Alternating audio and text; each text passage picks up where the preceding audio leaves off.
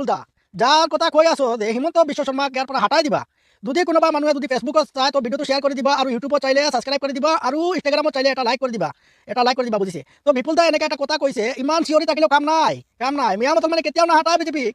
আজি দেখা পালোঁ দিনত এজন পতাকাৰে যায় ইমান হাল্লা কৰি আছে, চাউল দিলে, দালি দিলে, কি দি আছিলে চব বিজেপিয়ে দিলে, আৰু দুদিন কিয় কাৰণে বিজেপিক ভোট নাদিব এনেকুৱা এজন পতাকাৰে কৈ আছে, বুজিছে?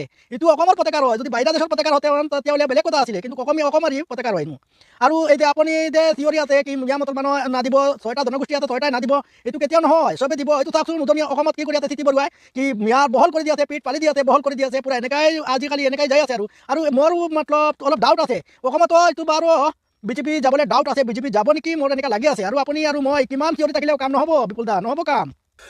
আমাদের আসামের আলুশিলা মুখ্যমন্ত্রী ডক্টর হিমন্ত বিশ্ব শর্মাকে এবার 2026-এ 100% আমি একদম গ্যারান্টি দিয়ে বলছি, এবার বিজেপিকে উড়িয়ে দিব, একদম গ্যারান্টি।